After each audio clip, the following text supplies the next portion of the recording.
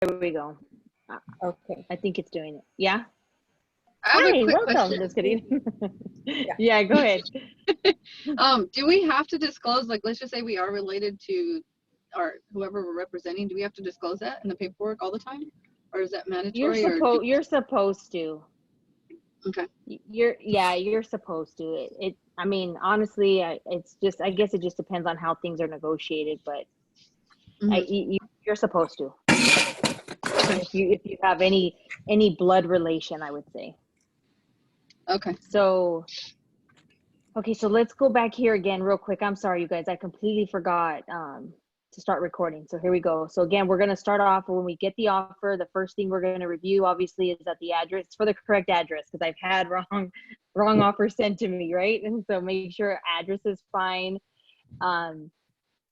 Look at the purchase price.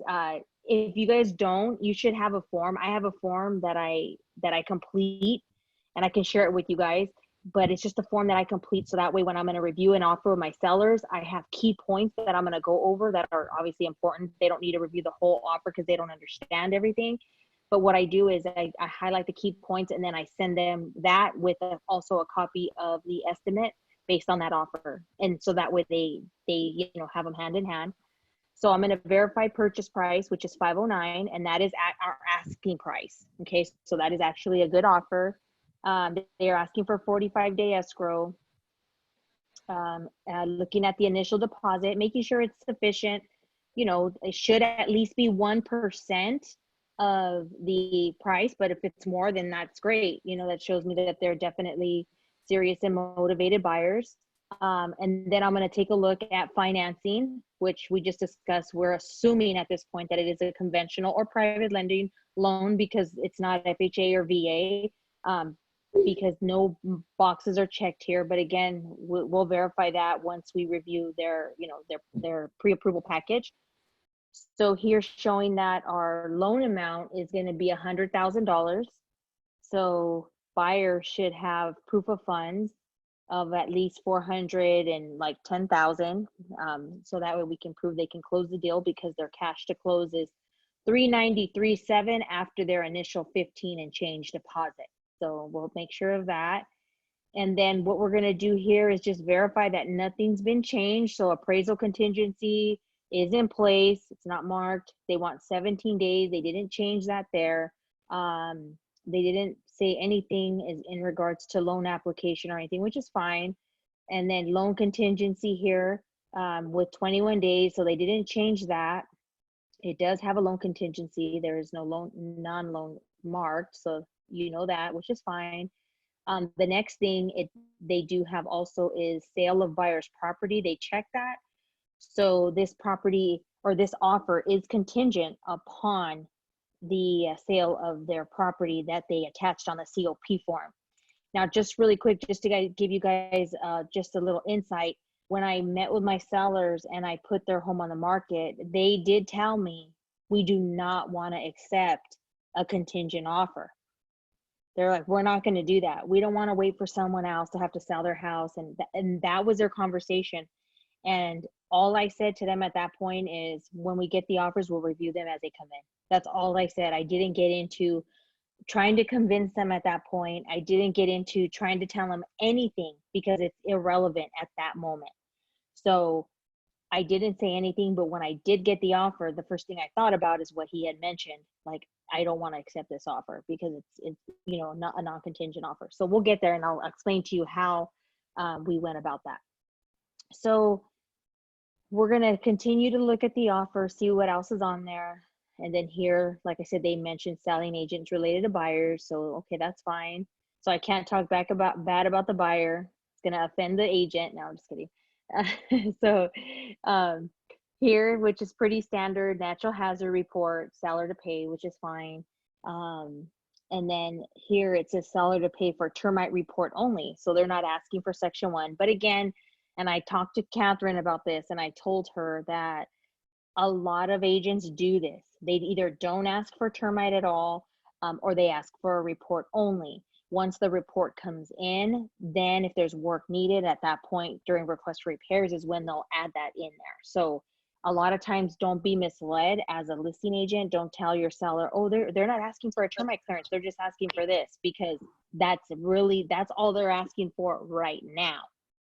And what you should be doing is doing a termite inspection as soon as you take the listing, because you want to know what you're up against. So let's just say, for instance, I had not done the termite inspection on this property, and her saying termite report only, and I know, like, I don't know really if we can have a problem there or we not. So I kind of like to set it up for success, not failure. So I try to disclose as much up front to my seller as possible, so that way later on they're not like, well, I didn't know, or I didn't this, and I wasn't expecting this. So I try to set it up in the beginning, so that way, you know, we go smooth and we don't have to worry about that. So just keep in mind, again, they're asking termite report only, but we really know where that's going. I mean, you can counter and say no termite, but again, buyer has the right to do inspections.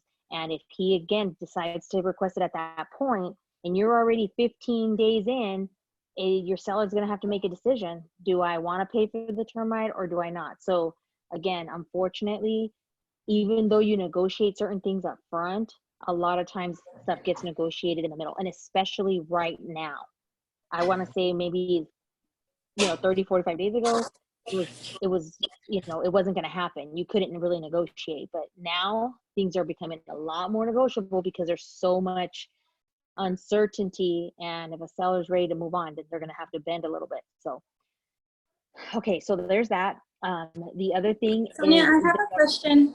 yeah, So the termite is a requirement? no, it's a buyer's choice. Oh, From my understanding, it's only required on VA. VA is the only type of financing that requires a termite report and clearance. But FHA, if they don't ask for it, it's not required. You can waive it. Conventional, same thing. It can be waived. So it just depends on how the buyer is, and then obviously the termite that needs to be done. If it's a couple $100, maybe they'll be okay with it and they'll say, no big deal, but it might need to be tented, then you have an issue because it's, $2,500, $3,000 or whatever. So just depending on that.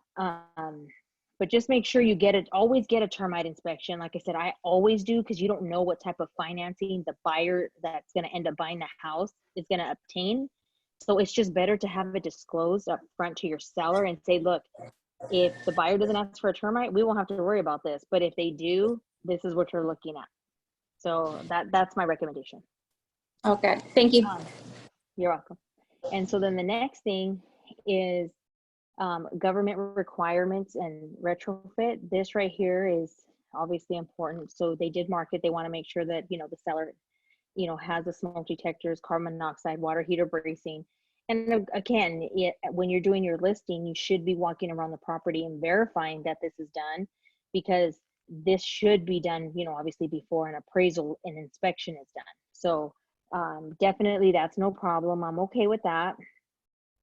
The next thing, items 2I and 2II, these things I always recommend to have removed. So on your counter, you want to remove those, because what it is you're basically saying that if there's anything else that needs to be complied with regarding, government retrofit standards, that your seller's going to do it at, and there's no limit on cost or anything like that. So you're basically saying that if there's anything that needs to be done, your seller's going to do it without, even further negotiating. This is getting them to agree ahead of time of something that's unknown. So it's kind of a scary thing. So always make sure you take that out of your counter if you're helping your seller, because you rather just, if there's an issue, then then negotiate it through your request for repairs, opposed to negotiating it blindly. Does that make sense? So is that is it 2I, or I can't see it, or no, I'm sorry, 2. It's a B2II. Okay, that one. So if that one's checked, then counter that out, right? Counter If it you're out, yeah. representing the seller. Okay, Right. got it. Just remember it like I. I gotta take it out. Yeah. And so then the next thing I'm going to verify. So then obviously, like I said, I know I'm going to, I'm going to take that out. That's going to be removed. And then escrow and title, you're going to look at that and you're going to say, okay, escrow and title, each to pay their own, great. Seller's choice, great. And then owners, title policy, insurance, again, same. This is all pretty standard. Everything I'm looking at is pretty standard. Seller to pay the transfer tax. Everything here is standard. Seller to pay for, home warranty. And then again, this is going to be up to you if you want to have it changed out. So you can look at what it's going to cost. If you, want to limit the amount you're giving them. This home does have a pool and a spa. So that's why it is a little bit more expensive. So you could take a look at that. Keep going down. It looks like, and always pay attention to this because agents market all the time. And if you're not paying attention and you don't counter it out, guess what happens? That has to be included with the sale. So, and that goes with the same thing. Make sure again, as a listing agent, if your client tells you, I'm taking my cameras with me, cameras are affixed to the property. I'm taking my cabinets that I have in the garage. They're affixed. As long as you let the buyer know and put it in the contract, then you're okay to take it. But you can't just assume that they know that the sellers want it. And even if you just put it in the MLS, like this is excluded, you need to put it in your offer because it doesn't mean that they read it. So make sure that you're putting in a counter what is not included in the sale or what is.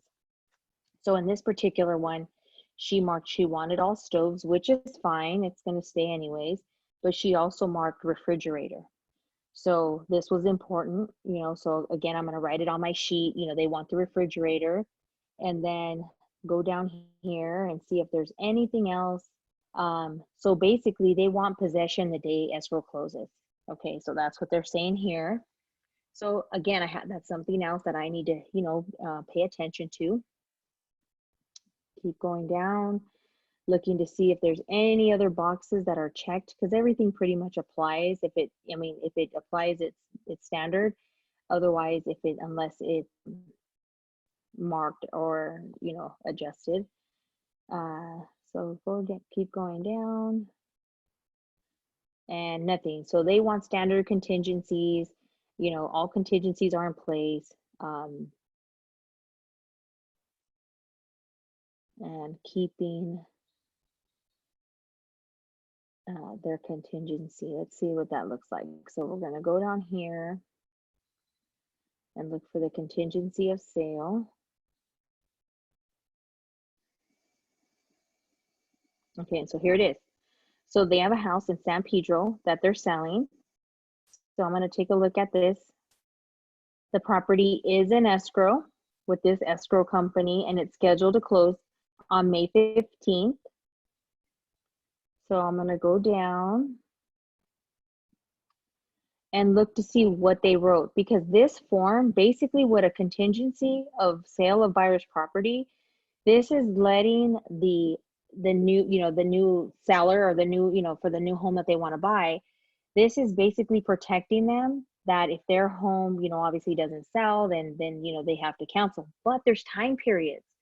So there's a lot of ways that you can negotiate that. So on this particular one, it says here, seller's right to cancel, buyer's right to cancel time period. So what they did was their time periods are going to run just as they are in the agreement. So what that means is the day offer is accepted, that's, it starts counting. That's day 0 and then 1 and then going forth. So they have 17-day contingencies and then 21 days for their loan. So it's going to continue to go. But if you look down here, she marked this box. So basically you have a couple options. So after acceptance, this is backup offers and seller's right to have buyer remove contingencies or cancel. So seller has the right to continue to offer seller's property for sale for backup offers. If seller accepts a written backup offer and provides buyer a copy of the signed accepted backup offer. So A, immediately right to notify buyer to remove sale of property contingency. So basically what A is, if she wouldn't have marked B, what A means is this. I have this home for sale. I get another offer in. When that offer comes in, I'm in escrow already with buyer A, but now I have another offer who's not contingent, who can close sooner, and it's going to give me what I want as well. So I can give offer B a 3 days to remove, it's a 72-hour notice to remove that contingency for sale. And based upon their position with their, their escrow on that side, they have to make a decision. Are we okay to move it and go forward? And keep in mind, they still have their other contingencies in place for backup if they need them, technically. But the sale of their home is not going to be a contingency anymore. So they have to decide if they're comfortable removing it or not. And if they are, then they'll remove it. We'll move forward. I have to, decline that backup offer. But if they're not, then they're not going to be able to remove it. So I cancel with them and then I go with buyer B. Does that make sense? Yes. So that would be 3 days, or they can write in a different amount of days. She marked they want at least 7 days before that can be done. So in other words, if I get an offer the next day, there's nothing I can do with it. I have to give them at least 17 days before I can issue them that 3 days notice. So technically they have 20 days. You see what I'm saying? So I'm like, okay. So again, So if that's she important to know. Go ahead. I'm sorry. So if she didn't check that box, then that only gives them that 17-day contingency and then they're done. But since she checked that box, she's giving herself another 3 days. No. Kind of. If she wouldn't, if she wouldn't have checked it, she's not giving herself, she's giving her, so basically what it is by not checking it, I, as the seller's agent, have the right to tell her at any moment that she has to remove it within 3 days, within 72 hours. Oh, wow. Okay. Got it. But if it's, and this is just the contingency for sale of her home. This is nothing to do with inspections, termite, or not termite, right. Appraisal or anything. This is just the home. So since she's asking me, you can't give me a notice to remove it. I have 17 days to remove it. Plus, again, if you give notice, you figure it's 20. So really she has 20 days. So that's what she's asking for. But you can, like I said, you can change it if you notice, like there's openings for you to change it. So that's the offer, the way it was sent to me. And then obviously she's a coronavirus. And she just marked here, any extension requested by buyer or seller must be mutually agreed upon. So they're not committing to anything. It's just if it does happen, then we have to agree. So that's the bottom line. Okay. So this is the offer that was received.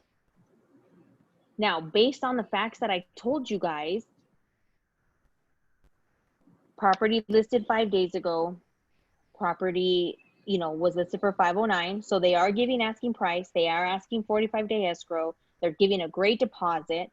So the next thing I'm going to look at is their approval.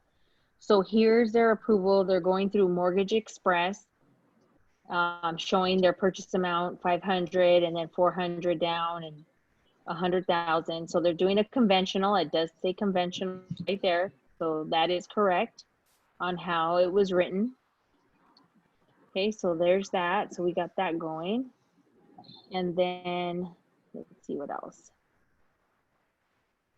What else they sent? Oh, they sent us a screenshot of her I guess her accounts, and then credit scores, which are here, which are good. So mid score here is 700, and mid score with this other one is 707. Oh my gosh, look at 707. That's crazy, huh? Dang, 707. We need to play the lotto. That's crazy. I've never seen that. So many 707s. So with that said, obviously they're credit's good, down payment's good. The only negative thing is that they have a contingency. So right now is where I want you guys to, this is where we're going to talk. So if you were me and you were helping the seller. I'm seller now, okay? I'm seller. You guys are my agents. So when you're going to talk to me about this offer, you tell me, what do you see that you would want to address, or what, tell me, someone volunteer and tell me how you would do this.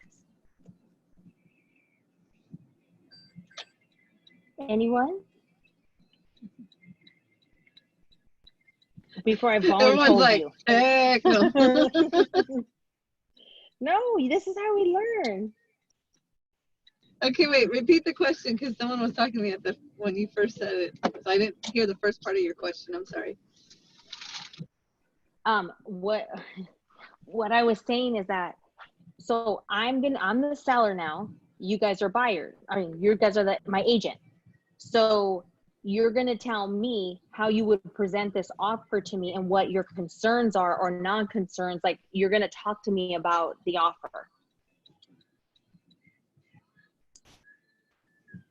Okay. You want me to? Crickets. Crickets. I know, crickets. Okay, I'll do it this time. So that way I'll give you guys an example, and then you guys could volunteer next time, just so I can show you. So basically what I'm going to do, like I told you, is the whole point is I do that sheet because I want to, you know, go over all the bullet points. So I'm going to call my seller and I'm going to let them know, you know, we got a great offer, and I want to go over it with you. They, you know, they gave us asking price. You know, they're putting 15,000 as a deposit, which is great because typically it's 1%, you know, so they are showing us that they're serious. They are asking for 45 days, which is perfect for you guys because it gives you enough time to do what you guys need to do. And like, you see what I'm saying? I'm going over everything with them and I'm explaining to them why it's good and why it's bad, or what my opinion is about it. And then, you know, they're putting down, you know, they're only taking out a loan for 100,000. So, you know, definitely strong buyers. FICO scores are, you know, above 700, definitely great buyers. And it looks like, according to their letter, they're relocating, because this is their motivation.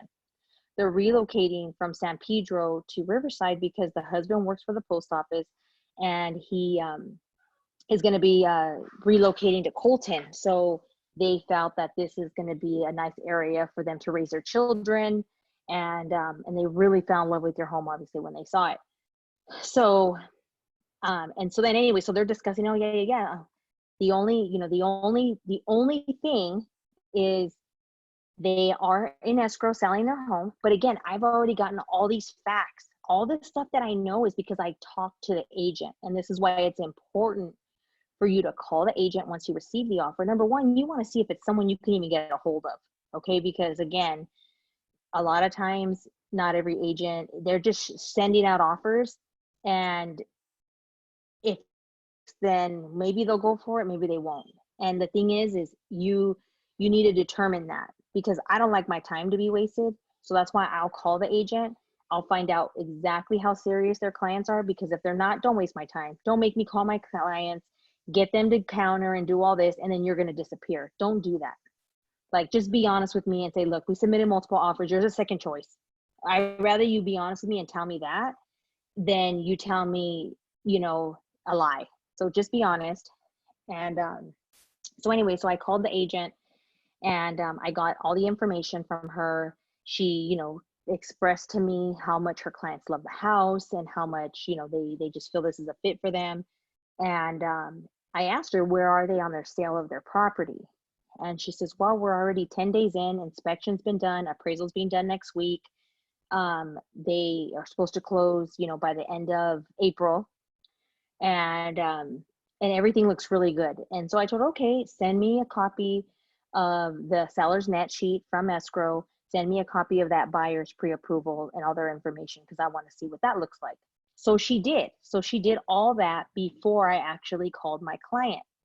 So I reviewed everything, and their buyer is actually solid buyer as well. Very strong, putting down good money. So it was like, you know, this looks, you know, I don't see any issues at all. So, and I like the fact that they were already 10 days in to the escrow. It wasn't just opened yesterday, or it just wasn't just listed yesterday. So anyway, so I'm explaining to my client, like I talked to the agent, and I actually feel really good about it. And I told her, you know what, we as agents, you know, we know when there's red flags and stuff like that. And I feel really good about it. And I feel that this is a strong buyer. And I really, I highly recommend that you guys really consider it, because I know you had mentioned that you didn't want, someone that had to sell.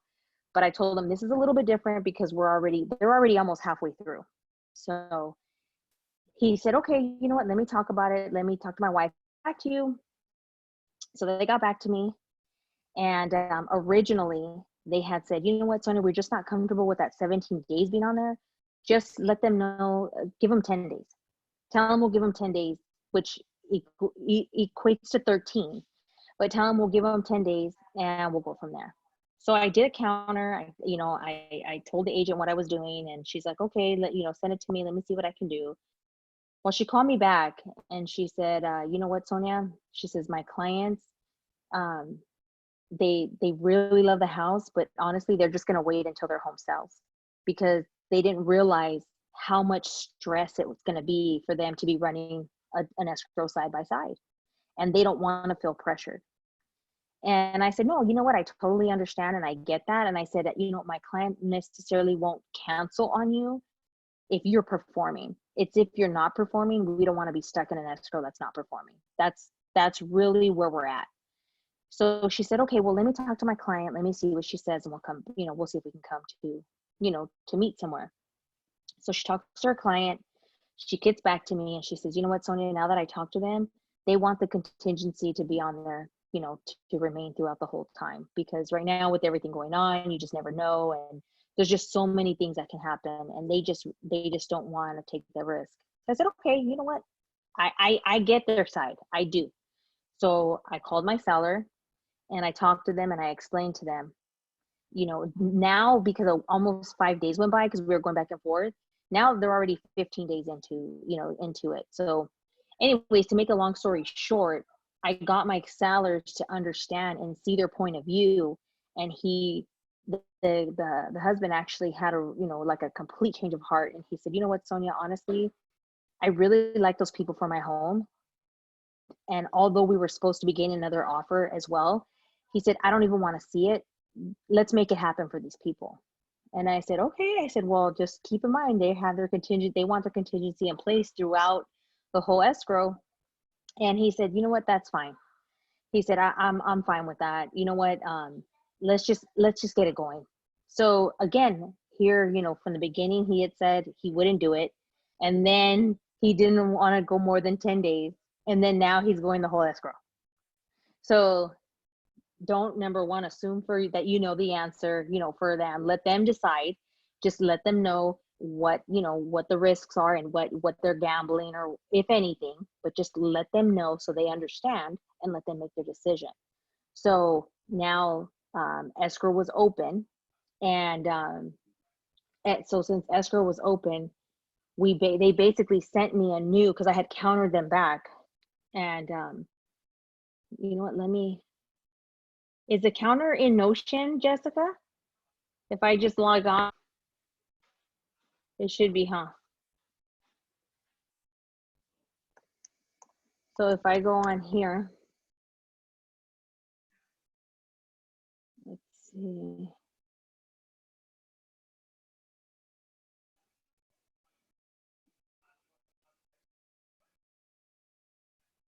Everything looks the same when I look at it.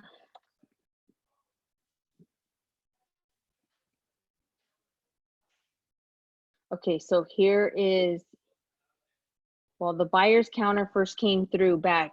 Oh, actually, hold on, I lied. But you don't want to see the buyers first. First it's the sellers, and then it's the buyers. So the buyers came through. So this was my counter to them. It's on an addendum, because I like to do it on an addendum. So earnest money to be wired within 48 hours, who our escrow title, who the NHD is, all inspection contingencies to be removed within 12 days, because I want to make sure that they do inspections and stuff right away, because that gives my seller enough time to do any repairs, that, especially because they're going to be moving out of state. So I know, and they hire people to do everything. So I know that he's going to need the time if that's at all necessary. And then this is where I had put property to remain active while buyer's COP is in place, which was their contingency. The refrigerator is not included in the sale. Possession was close of escrow times 5 days. So they want 5 additional days because they wanted the keys the day escrow closes. So right now is your time to negotiate, because right now everybody's friendly and everyone's agreeing and everybody's, trying to get it, done. If you try to negotiate days after, it's really difficult because they don't want to do it.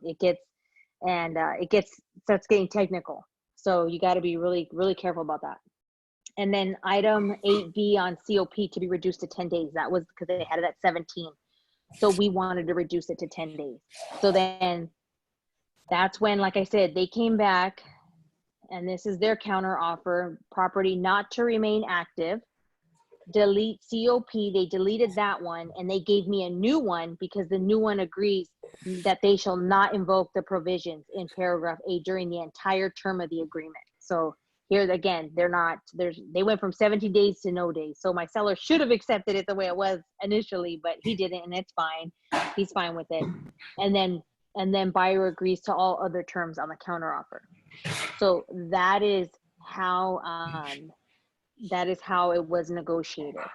So like I said, the whole point and what I want you guys to see is when you get the offer to make sure that you are dissecting it, because one thing that you miss could mean a headache for you later on.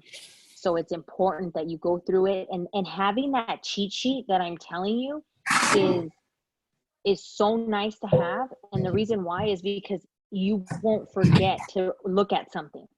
So, and that's kind of why I have templates. Like I was telling you guys, when I do counter offers, I have templates because I have stuff in there that way. If it doesn't apply, then I just delete it, because I have a lot of different things. I don't know what's going to be needed to be countered, but I put stuff in there that I don't want to miss, because maybe at one time I did miss it and I made a mistake and I paid for that. So that's why I'm telling you, it's like, you got to be sure that you're obviously protecting your client, making sure that you're going over everything, making sure that their pre-approval matches their, what they write on the offer. Because it doesn't matter if the loan's off a little bit. I mean, that happens because, sometimes the lender issues a pre-approval, and that's fine. But you want to make sure that as far as like the terms, like it's FHA or it's conventional, the amount down, and if they have, if they're putting X amount down, where's the proof that they have those funds? So you want to make sure that they have that, because honestly, if they're getting pre-approved, the lender should have collected all that information. But you'll be surprised how many times all I get is a letter, and I respond to the agent. I'm like, I need a DU, or I need something else. What's their FICOs? What's their, where's their money coming from? And so they're like, I don't know. So then you call the lender. They're like, I'm gonna call the buyer today. What do you mean? So they never actually took a full package. So here, like I said, we're excited because we have an offer, but is it really an offer? So it's just important, like I said, to make sure that you're protecting your client, your seller, and not getting, into an escrow that is just going to end up being a headache and tying yourself into something that's not going to even go.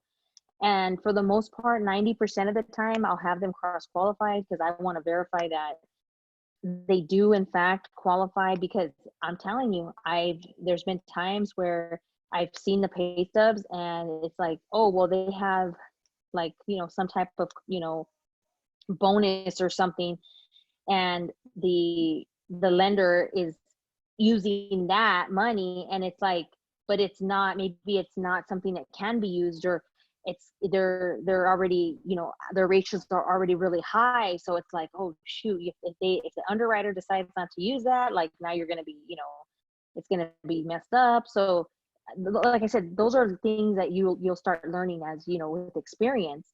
But if you don't know, then whoever you work with to, to help you with your loans should be able to, that's your partner. So they should be able to cross qualify your clients for you. So that way you make sure that you're not wasting your time either. And until, you as you get more experience, you're going to be able to look at documents, and you're going to be able to say, hey, this looks right, this doesn't. Or sometimes they'll send you a proof of funds that's 4 months old. That's not sufficient. You need 30, 45 days, but not anything further than that, because things can change. a lot can change. So does anyone have any questions or anything at all in regards to why something was done a certain way? Maybe you would have done something different. What are your thoughts? I have a question. So, why do you use an addendum instead of a counteroffer? Is there a specific? Well, I do use both actually. So the reason I put it on, and I'll show you, I do use, depending if it's a multiple or a regular. This one I didn't have multiple, so I sent it as a counter, but I put see attached addendum number 1 and attach addendum here. You see that? Yeah. Okay. And the reason I do that is because a lot of times it just, to me, it just looks a lot cleaner. There's more space on the addendum than on a counter. Oh, I So see. I just keep it uniform. That's the only reason. Okay. If your counter is one thing, if you want, you can put it on there, but I'm just such in the habit that in my template, I have, in my addendum, I have everything written out and it's like 15 items. So that's why. So I just go in, Jessica, no yawning. It's contagious. I need one more cup of coffee. I only had one this morning, so I need the other one. So you, so that's the only reason, Brenda. But I mean, you can do whatever, but like I said, for me, it just makes it easier when I go in there. I can delete, or add or whatever, just without having to, oh man, this is I not just going to fit on wasn't my sure counter. if there was like a reason behind it besides. No, that's all, just a preference. Okay. Anybody else have any questions? Why did I do something? Why did I not do something? No? Are you gonna send, I don't know if you did, I didn't really check the email, but did you send the templates that you use? Or not the templates, but the sheet that you had the check off where you have, I can say, I'll have Jessica send it to you guys. yeah, you know what I'm talking about then, right? Yeah. That way When I we can make sure that we're the going through, offer. I wanna have The that. cheat Yes. sheet? Yeah, the cheat sheet. I have Yeah. a There you go. So when you have the buyer, like when I have the buyer, I check off that 2I and II. Mm-hmm. And let's say you're the listing agent and you counter me with and take that off. If you have the buyer, what would you do? You still keep it on there? Or I don't know. I remove it. I don't keep it on because honestly, it's a headache. It's more a headache than anything Mhm. because, it's one But when you thing to have a be buyer, like, do you initially put it on there just to see if it stays there? If no, you don't ever. no, I don't. Okay. I don't because I just figure that if there's any issues, we'll just negotiate them because it's kind of, like I said, it's kind of like it could kill your deal. It technically could. And that's the reason why I don't. Yeah. It's not really, to me, it's not, I had one guy once because he was trying to write an offer on, wait, I think I wrote an offer on his property. No, he wrote an offer on mine. And then I told him to remove it. And he's like, how could you, what do you tell me? Like, how can you alter an RPA? I'm like, I'm not altering anything. So, yeah, I mean, there's some people that want to get technical with you, but it's like, if you want to buy this listing, then sorry, these are the terms. So, but yeah, you just have to understand. I think a lot of people don't really understand what it means. So there is that's the whole point of your negotiation during your request for repairs is to negotiate anything that you find that needs to be corrected for retrofit standards or whatever. Okay. Yeah, because I thought that that also meant like once if you have that box, let's say I have the listing and I accept an offer with that box checked off, that means that the buyer at any time during the ownership of their home, if they find something that is like a government regulation or guideline, they can go back to the original seller because it was on the contract. That's what I understood that line was for. Yeah, no, that's not what it's for. Okay. No. And I don't know how many times how many meetings we've been into with Rod, and he stresses highly not to have that marked. It's Yeah, just, he's the one. it's a problem. So he's the one that explained it to you the way I just said it, because he's the one that said don't accept any with that box checked off. Yeah. Yeah, he just is just like, it doesn't make sense to do that. So Yeah. you just don't, like I said, whatever liability it opens you up to, it's just how it's read or how it's interpreted. Everyone's different. I can tell you that it's really, really tough, even though like I've been through mediation and or arbitration, and you end up with an arbitrator who does not have a background in real estate, and so their interpretation of the contract is not 100% the way we're taught. So you have to be really, really careful, because it becomes a complicated process. It really does. And when you go to arbitration, their goal is just to get you guys to agree 50-50. Even though maybe one person is 100% right and this other person is completely wrong, it's unfortunate that that's what it is. But a lot of the arbitrators just don't have the experience in real estate. So they don't understand, how it goes. But it's interesting. Okay. So does anyone else have any other question? Yes, Maria. Sonia, on the coronavirus addendum, are we supposed to check box 5? You know how she check on number 5? Is it 5? Yeah. Let me look. Is that the one where Could any extensions requested by buyer or seller must be mutually agreed upon? Are we supposed to always do that? you know what, she did that, and the reason she did, and to me, to be honest with you, it makes more sense to do that, because you don't know where you're going to be if at that moment in the contract. So I don't understand why they just didn't do that from the beginning, because by you marking this, you're saying that you're going to extend and you're agree to this. But what if you're all this way and then you can't, like, certain things change. So in my opinion, I think the way she did it was perfect.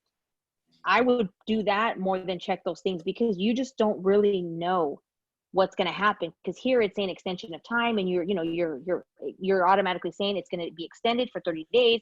And then the next one, same thing, 30 days. If at this time, buyer inside, it's like, what the heck? And then it's kind of confusing, to be honest. And then here, the last one is mutual cancellation. So agreement shall be canceled upon acceptance of this amendment. So basically, once the mutual cancellation, once they put this into effect, it's canceled. So it's like, again, to me, how she put any extension requested by buyer or seller must be mutually agreed upon. And that should be what it is. Because what if the seller says, you know what, I only want to give them 10 days. I don't want to give 30,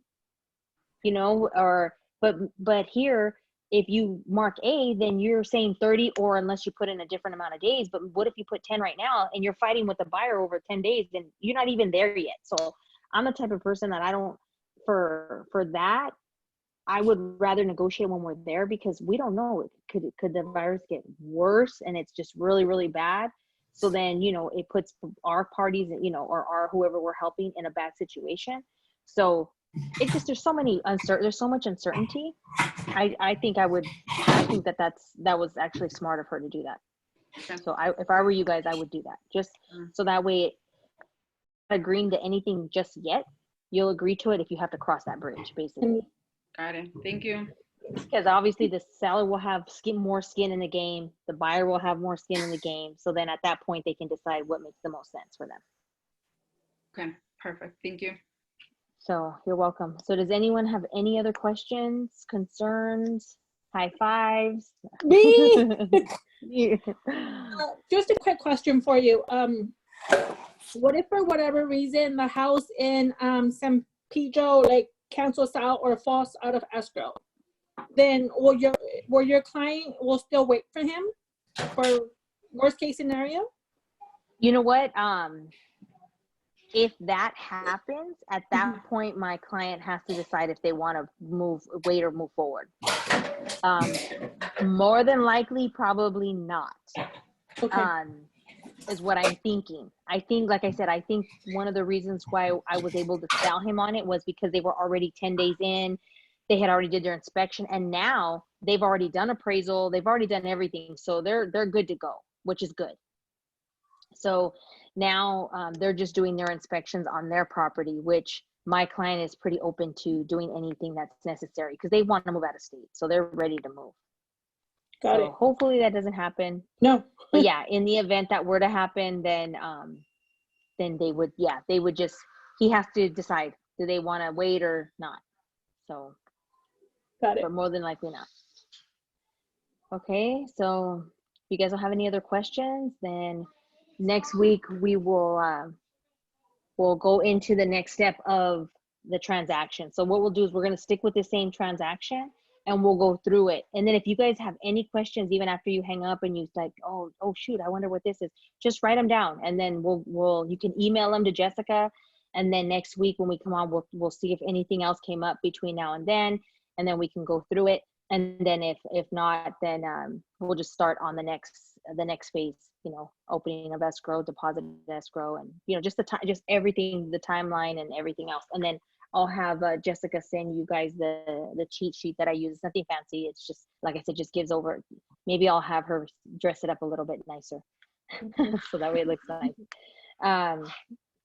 But yeah, and you should have one also for, you know, for your buyer too. That way when you're writing the offer, you guys, you know, touch the exact stuff that you guys want. You know, you should, okay, so you want to offer this, this is your down payment. You know that this is, you know how much you would be required to give and blah, blah, blah. That way, you know, you had the conversation with them, because a lot of times we forget because we're so, you know, busy or we're not thinking. We forget to tell them that, and when they write an offer, that a deposit is needed for escrow. And then another thing that's important, because a lot of times the lenders aren't on top of it as we'd like. And so again, it should be, not that it's our job, but I think it's part of our responsibility because they are our client and we don't want to waste their time either, is just making sure that, you know, where are you getting the deposit? Is it in your account?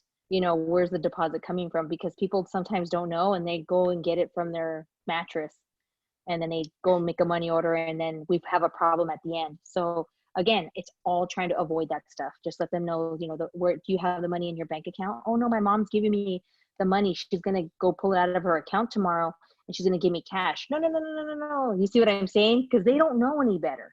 So again, it's important just to make sure that we stop it where we can, you know, no, don't do it that way. Do it this way. So, Sonia, but do you always cross-qualify the buyers or you don't cross-qualify them?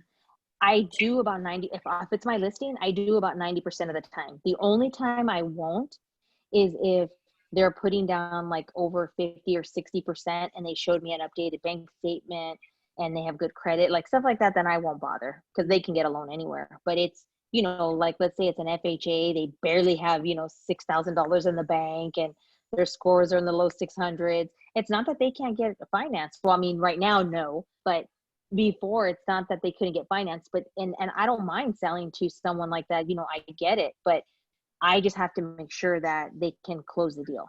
So that's all. So I just Makes make sure that the ratios, you know, the ratios were done, because anybody can manipulate a DU. You can put in any information you want to get it to approve it. And so that's why it's important to see pay stubs to see how the income was calculated that's on the DU. So that's why we don't run credit or do anything like that. I just need to say pay stubs, you know, their taxes, and then also their bank statements. So that way I can verify that the information inputted on the DU was correct and we don't have any issues. Because I'll tell you, and that's why I'm saying that I've seen DU where I'm like, where the heck did they get this income from? It doesn't add up. And so when I asked the lender, they're like, oh, well, you know, no, oh, well, nothing. So then that's when I talked to the agent and I'm like, you know, if your client can't provide me an accurate DU, then there's nothing I, you know, or, you know, I don't like to tell people to switch lenders. I don't believe in doing that. But if I see that we're going to have a problem and they really want the house, then I tell them, you know what, if you're willing to work with a lender that I feel comfortable with using, you know, we'll definitely, you know, move forward. But if not, then sorry. And a lot of times when the agent knows that the lender's shady, then they're like, okay, no, because they know that they're doing something, you know, to make it happen or whatever.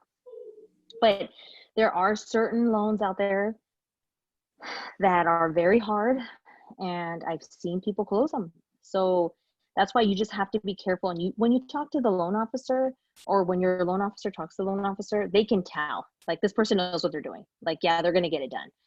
Because there are certain buyers where I've seen, and I looked at it and I'm like, oh man, that's going to be a difficult one. But when I talk to the loan officer and they explain to me and they say, Sonia, this is what I'm doing, I'm structuring it like this. Okay, it makes sense.